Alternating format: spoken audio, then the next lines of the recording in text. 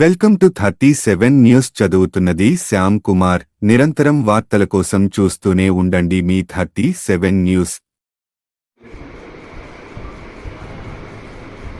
ఇంకా 33 సంవత్సరాలు తీసుకుంది. మంత్రి గారికి ఇవ్వడం జరిగింది. అది మా తాత ముత్తాతలు ఇచ్చిన భూమి. ఈసీఎండి గారికి ఇవ్వడం జరిగింది. మా తాత ముత్తాతలు మా ఆర్మూర్ ప్రాంతానికి రవాణా సౌకర్యాలు మెరుగుపడతాయని ల్యాండ్ అక్విజిషన్ ఇచ్చిన ల్యాండ్ ఈరోజు ఏవైతే ఆ కోట్ల రూపాయలు వస్తున్నాయో మీరు హైదరాబాద్ తీసుకెళ్తున్నారు. ఇప్పటి వరకు ఒక్క బస్సు 6 నెలల నుంచి ఒక బస్సు ఇవ్వలేదు. కొమ్మనిపల్లి, బీకంపల్లి, అమరాదు, దొంకేశ్వరికి కొంచెం సుమారు 5 వేలు ఉత్పత్తి. రెండోది పొన్నం ప్రభాకర్ కూడా చెప్పాడు, నేను అసెంబ్లీలో వచ్చిన మొదటి రోజు నీకు లెటర్ ఇచ్చాను. ఒక్క బస్సు నిజనోడు మీ రాష్ట్ర ప్రభుత్వము దొరికినోడు దొరికినట్టు దోచుకుంటా దక్షిణ తెలంగాణ ఉండబోతున్నారు. గౌరవనీయ ముఖ్యమంత్రి గారు 6,000 కోట్లు, గౌరవనీయ రవాణా శాఖ మంత్రి గారు ఆర్ఎండ్బి మంత్రి గారు 700 కోట్లు, గౌరవనీయ వ్యవసాయ శాఖ మంత్రి 600 కోట్లు, గౌరవనీయ పంచాయతీరాజ్ కమిషన్ మంత్రి గారు 500 కోట్లు, ఆర్థిక శాఖ మంత్రి 800 కోట్లు. దీన్ని అడగడం జరిగింది.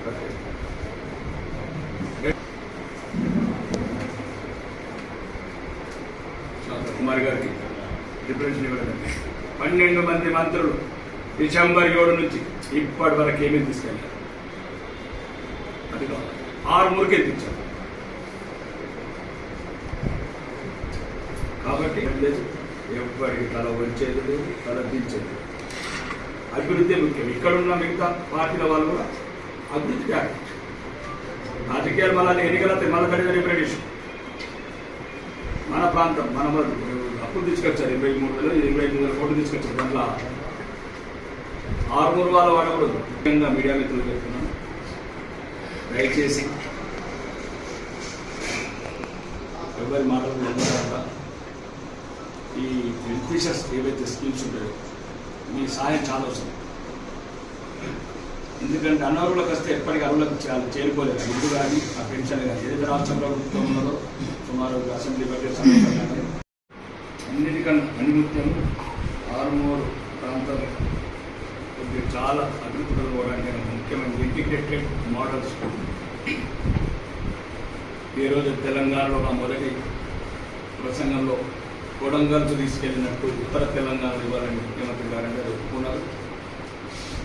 అది అధికారులను కార్యాచరణ రూపదాల్చారు అని చెప్పి ఇద్దరు సెక్రటరీని అపాయింట్ చేశారు. ఒకరు Sangeeta Satyanarayana additional secretary social welfare and OSD of chief minister of Telangana OSD Ajit Reddy garu. సుమారు 150 కోట్లు శాంక్షన్ చేస్తానని చెప్పారు. అధికారులకు ఆదేశాలు ఇచ్చారు. ముఖ్యంగా ల్యాండ్ అవైలబిలిటీ అడిగారు. ఎమ్మెల్యే గారు 25 ఎకరాలు మినిమం కావాలంటే లేదు ముఖ్యమంత్రి గారు ఇండియన్ చెప్పాను చెప్తే ఇమీడియట్లీ ఆ ప్రపోజల్స్ ఎక్కడ ల్యాండ్స్ ఉన్నాయి ఏమో పంపని చెప్పారు ముఖ్యమంత్రి గారు. దానికి ఒకటి దాంతోపాటు 10,000 ఇళ్ళు శాంక్షన్ చేస్తామన్నారు. 3,500 ఇళ్ళు స్థలాలు ఉన్న వాళ్ళకు 5 లక్షలు. రెండోది నేను చెప్పడం జరిగింది ముఖ్యమంత్రి గారికి 4,25,000 ఇళ్లలో మీ సీఎం రిజర్వేషన్ కోట 35,000 తీసేవారు. మా ఆంధ్ర ప్రాంతం బాగా వెనుకబడింది, పేదలు ఎక్కువ ఉన్నారు. స్థలాలు ఉన్న వాళ్ళకన్నా స్థలాలు లేని వాళ్ళు కాబట్టి కావాలని దాన్ని కూడా సానుకూలంగా స్పందించారు. ముఖ్యంగా కలెక్టర్ గారికి కూడా చెప్పడం జరిగింది. ఏదైతే గ్రామాలలో అందుబాటులో ఉన్న అసైన్మెంట్స్ కావచ్చు, గ్రామ కంట్రోల్ కావచ్చు, అవి అందుబాటులో ఉన్నదో డాటా ఇవ్వమని చెప్పేస్తుంది. దీన్ని ప్రత్యేకంగా దీంతో పాటు ఆర్ఎండ్బి గెస్ట్ హౌస్ మందులు పెట్టి శాంక్షన్ అవ్వచ్చు. ఆల్రెడీ ప్రపోజల్స్ వచ్చేసిన డిపార్ట్మెంట్ ఆర్ఎండ్బి డిపార్ట్మెంట్ వెంకటేశ్వర్ ఏమంటారంటే వెంకటేశ్వర్కు ప్రపోజల్స్ పంపించేసాను. నేను ఎక్కడెక్కడ అడిగాను. కానీ ఒకటే ఒక ఉద్దేశం ఏంటంటే రాష్ట్రంలో కొడంగల్కి ఏం తీసుకెళ్తారో ఆర్మూర్కి అది కావాలి. మొదటి నుంచి రాజకీయం ఎమ్మెల్యే ఎన్నికల నుంచి ఒకటి నా ప్రజల హక్కులు, నా ప్రజల ఆర్ఎండ్బి గెస్ట్తో పాటు మహిళా కళాశాల కూడా ప్రపోజల్స్ వచ్చేసింది. అది ల్యాండ్ కూడా ఇక్కడ అందుకే సార్ మాకు ల్యాండ్ కూడా రెండు చేసి ప్రపోజల్స్ ఉంటాయి. మూడోది స్కూల్స్. గౌరవనీయ వ్యవసాయ శాఖ మంత్రి తుమ్మల నాగేశ్వరరావు గారు వారు కూడా ఎన్ఆర్జీఎస్ ప్రాజెక్ట్స్ అన్ని కేంద్ర ప్రభుత్వమే కాబట్టి మీరు ఏ ప్రపోజల్స్ పెడితే ఆ ప్రపోజల్స్ అంగీకరిస్తాను జరగాలి. కాబట్టి దయచేసి మీరు కూడా ఢిల్లీలో మీకున్న ఇన్ఫ్లుయెన్స్ బట్టి వీరంత వరకు ఎక్కువ నిధులు తెచ్చుకుంటారు. దాని గురించి మనం కూడా స్పందించాం. నాలుగోది ఉత్తమ్ కుమార్ రెడ్డి గారు అందరూ ఒకేసారి కలిసాం. అందరితో తీయగా ఎందుకంటే నాకు నియోజకవర్గం ఇంపార్టెంట్ కాబట్టి 209 కోట్లు, సుమారు 200 కోట్లు. అది ఏది నత్తనడకగా నడుస్తున్న పనులు చిట్టాపూర్, ఫత్తేపూర్, గుంతురాలు ప్రాజెక్టు, ఇంకొకటి గుంజిలి కంపం ఎత్తిపోతల పథకం, రెండోది నచ్చర్ల ఎత్తిపోతల పథకం, అండ్ 4 లిఫ్ట్లు, 3 రిపేర్స్, 22 కరోడ్స్ లెవెలింగ్ కెనాల్స్. ఇవన్నీ ఇవ్వగానే గౌరవనీయ మంత్రి గారు జిల్లా అధికార వర్గాన్ని పంపించి ఆల్ ఇన్ఫర్మేషన్ తెప్పించుకొని అన్ని ఇమీడియట్లీ ఎలక్షన్ కూడా అయిపోయింది. దాన్ని చేసేసాను. 300 కోట్లు వస్తున్న ఆదాయం నా వాట కావాలి. నాకు తప్ప ప్రత్యక్షంగా వ్యక్తిగతంగా ఎటువంటి కోరికలు లేవనుకుంటున్నాను. గౌరవనీయ ముఖ్యమంత్రి గారు సానుకూలంగా స్పందించి అన్ని రకాలుగా సహకారం అందిస్తారు. దానికి ఈ పత్రికా మీడియా మిత్రులకు, ముఖ్యమంత్రి గారికి మరియు మంత్రులందరూ కూడా ఈ మంత్రులకు కూడా ప్రత్యేకంగా గౌరవం చేస్తారు.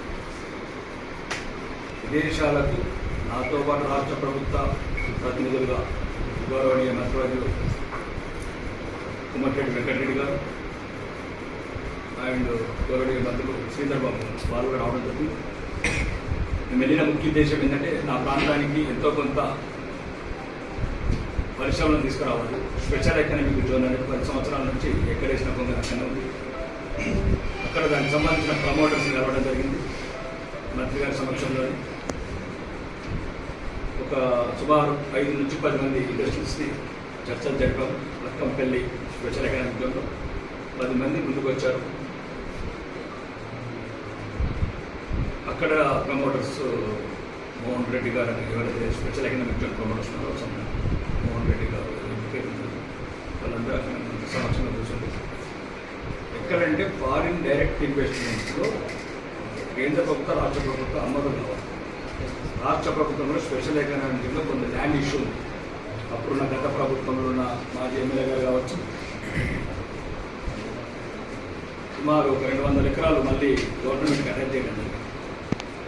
అవన్నీ రిలీజ్ అయితే మేము ముందుకు రాగలుగుతామని చెప్తే వెంటనే గౌరవనీయ మంత్రులు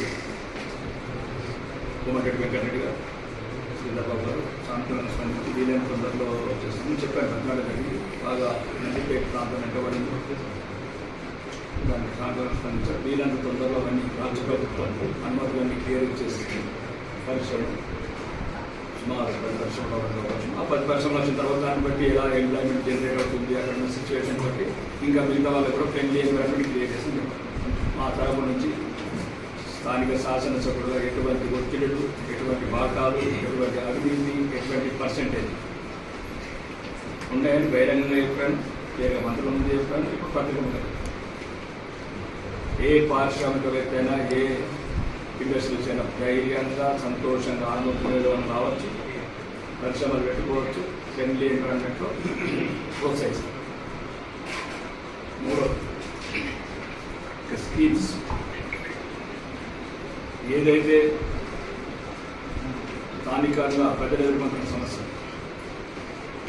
ఈరోజు డబుల్ బెడ్రూమ్ కూడా సమస్య తగ్గింది. సుమారు 525 ఇల్లు కాపు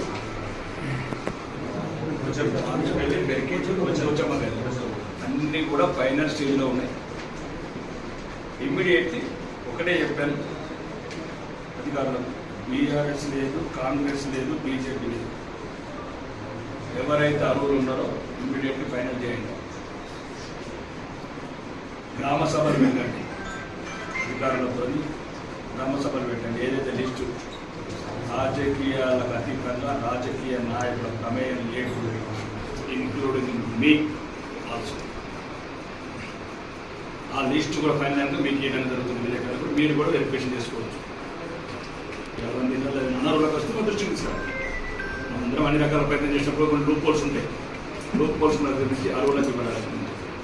దాంతోపాటు ఇక్కడ మేము అన్నిటికన్నా ముఖ్యం మన రవాణా శాఖ మంత్రితో మాట్లాడడం జరిగింది.